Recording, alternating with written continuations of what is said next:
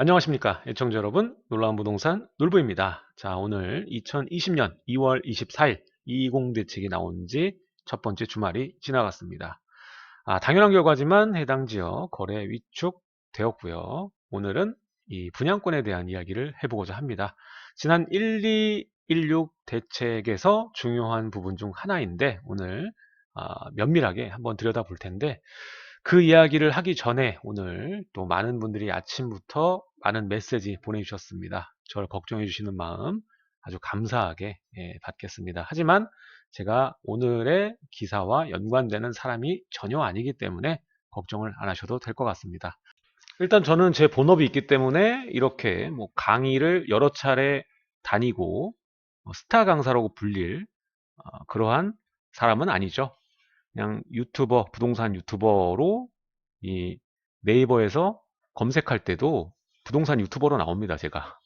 예, 그 정도인 것 같고, 같이 여러분들하고 공부하는 장으로 유튜브를 만든 거지, 뭔가 거래를 주도하고, 또 내가 뭔가 이걸로 이윤 창출하고, 뭐 이러려고 만든 게 아니기 때문에, 여러분들 걱정하실 이유가 없습니다. 사실 본업이 있기 때문에 하고 싶어도 시간이 없는 상황입니다. 뿐만 아니라 이 카카오톡 방이 있죠. 제 채널 같은 경우에는 또 카카오톡 방이 있는데, 많은 분들이 이 사적인 얘기나 같이 부동산 정보 교류하는 장은 맞지만 뭐 같은 단지를 공유한다거나 이러한 지역방이 아니기 때문에 마찬가지로 뭐 단속에 해당하는 경우가 아닙니다.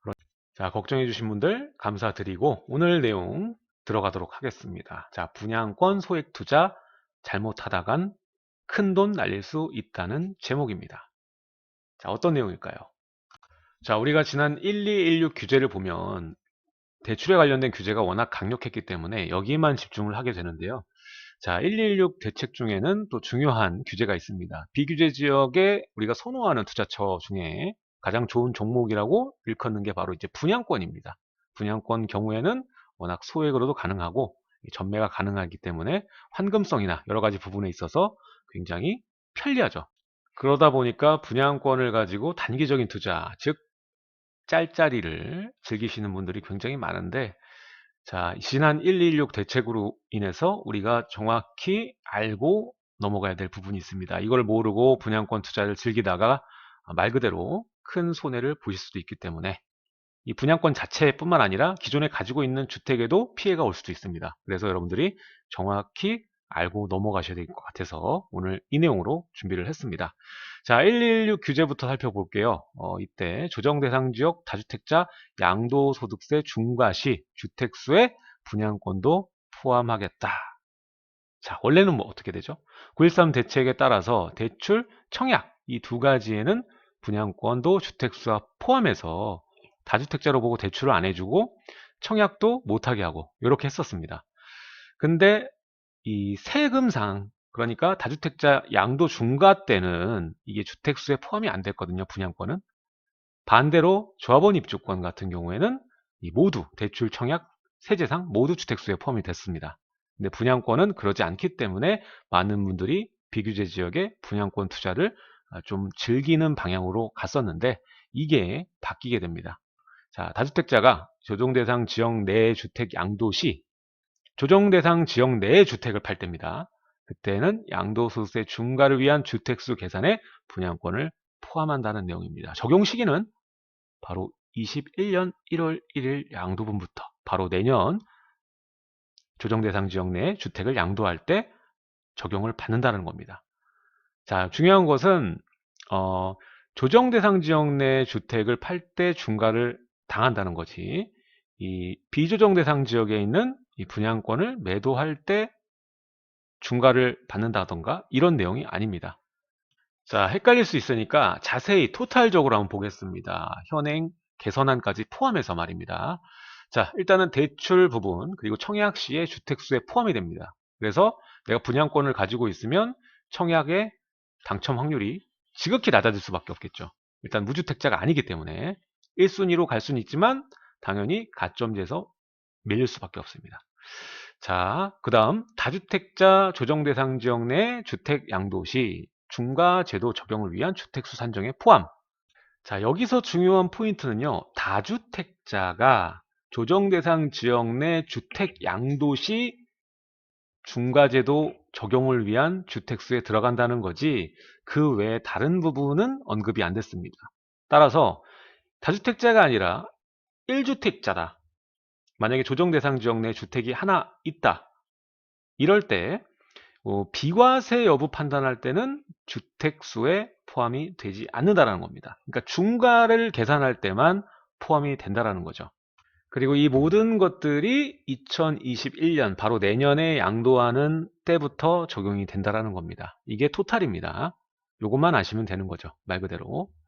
자, 여기서 파생될 수 있는 문제점이 있습니다. 일단 주택이 원래부터 많으신 분들이야 이제 주택 분양권도 주택으로 쳐진다고 했을 때 큰 변화를 갖기는 어렵지만 이 일시적 2주택으로 이 조정 대상 지역 내에 주택이 2개 있으신 분들 아니면 1주택자 이긴 하지만 비과세는 9억까지죠. 9억 초과하는 분은 일반 세율로 내게 되어 있습니다. 그래서 이 고가주택 1주택자나 아니면은 주택 일시적인 2주택 혜택을 받을 수 있는 주택 2개를 가지신 분들은 이 규제에 아주 정확하게 큰 피해를 받을 수 있다는 점입니다. 자, 어떤 피해를 받을 수가 있을까요?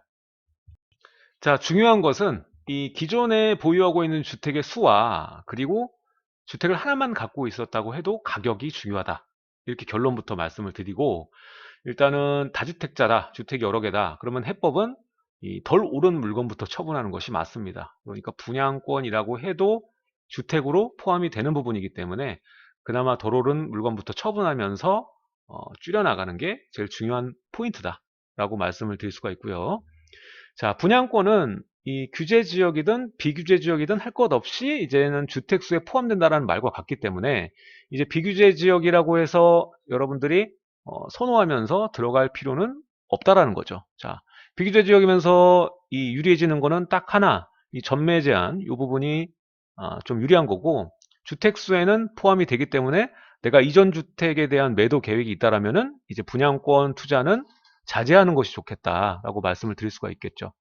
물론 비규제 지역 투자를 집중적으로 하고 나중에 다 팔고 나서 나머지 주택을 운용한다 이러신 분들은 큰 문제가 없겠지만 이미 이전에 보유한 주택 중에서 이 조정 대상 지역 내라던가 규제 지역에 팔아야 되는 주택이 있다면 중과 적용이 될 때 포함이 되기 때문에 이런 것들은 여러분들이 잘 계산을 해서 가장 세금을 덜 낼 수 있는 방향으로 전략을 세우시는 것이 좋겠습니다. 자, 아까 말씀드렸죠. 가장 좀 문제가 될 수 있는 부분이 아예 주택이 많으신 분들이야 먼저 덜 오른 물건부터 처분하면 되지만 이런 분들이 있을 겁니다. 일시적 2주택 혜택이 가능한 경우 이분은 일시적 2주택이죠. 근데 분양권이 주택이 돼버리는 순간 3주택자가 되는 거거든요. 그러면 일시적 2주택 혜택이 아예 불가능하게 되는 겁니다. 그러니까 비과세 자체가 아예 불가능해져 버리는 거죠. 언제부터? 2021년 이후가 될 경우는 말입니다. 이러한 경우에는 분양권 투자를 아예 안 하는 것이 답이다. 이렇게 말씀을 드릴 수가 있겠죠. 자, 그리고 1주택자라고 해도 비과세를 받을 수 있는 구간이 9억까지고 그리고 9억 초과하게 되면은 알다시피 일반 세율로 넘어가게 되죠. 자, 이때는 또 장기 보유 특별공제까지 받을 수가 있는데 뭐 거주 기간, 보유 기간 합해서 받을 수가 있죠. 근데 문제가 될 수 있는 거는 이제 주택이 하나가 늘어나게 되면 분양권으로 쳐지게 되면은 2주택자가 되기 때문에 다주택자가 되는 겁니다. 이전에는 아니었지만 그렇게 되는 거죠. 그렇게 될 경우에는 중과 대상이 됩니다. 9억 초과분은.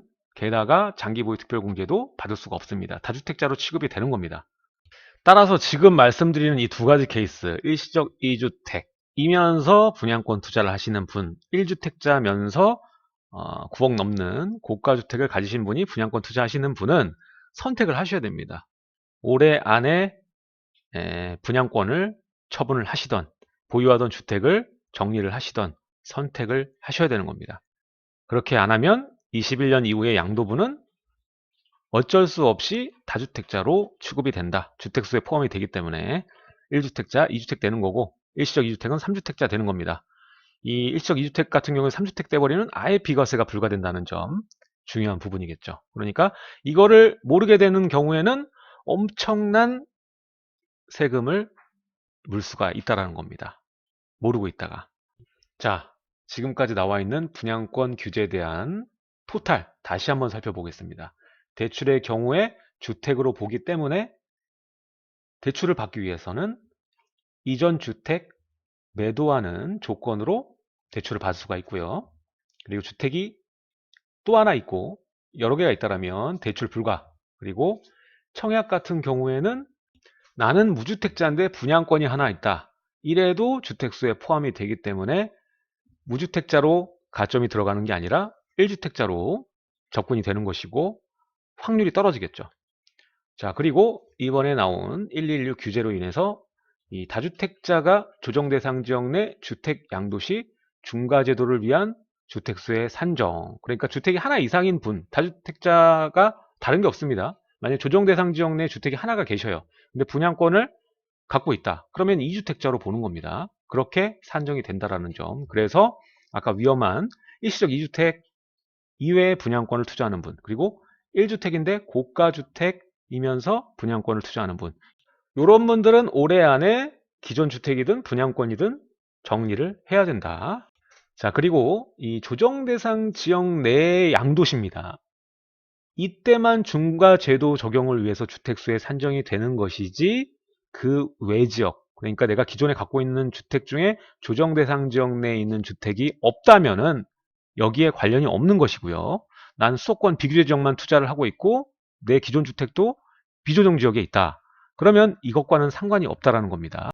그리고 또 하나, 기존의 조정 대상 지역이라고 할지라도 기존 주택이 1주택자가 9억 이하의 금액에 양도를 하게 된다면 비과세 여부 판단 시에는 주택수의 산정에 포함이 되지 않는다는 점, 이게 또 중요한 포인트입니다. 근데 9억이 초과되는 분, 그러니까 비과세 받을 거 받고 나머지 부분에 있어서는 중과가 될 수 있고 장기보유 특별공제를 받지 못한다는 점, 이게 오늘 내용의 포인트다 볼 수 있겠습니다. 자, 분양권 규제, 이번에 들어간 다주택자 조정대상 지역 내 양도시 중과 주택수 산정은 바로 2021년 1월 1일 양도분부터 적용이 되니까 올해 안에 여러분들이 포지션을 잡고 액션을 취해야 된다는 점 강조를 드리겠습니다. 자, 오늘 내용은 116 규제, 분양권 규제에 대해서 알아보고 이전에까지 포함해서 우리가 어떻게 되는지를 정확히 알자라는, 그래서 내 재산상의 피해를 줄이자라는 취지로 영상을 제작했습니다. 자, 분양권 투자가 요즘 인기인데 여러분들이 이 부분은 정확히 알고 넘어가야 될 것 같습니다. 자, 다음 시간에도 알찬 내용으로 여러분들을 위해서 컨텐츠 준비하도록 하겠습니다. 하단에 구독과 좋아요 버튼 부탁드리고요. 다음 시간에 또 만나 뵙도록 하겠습니다. 감사합니다.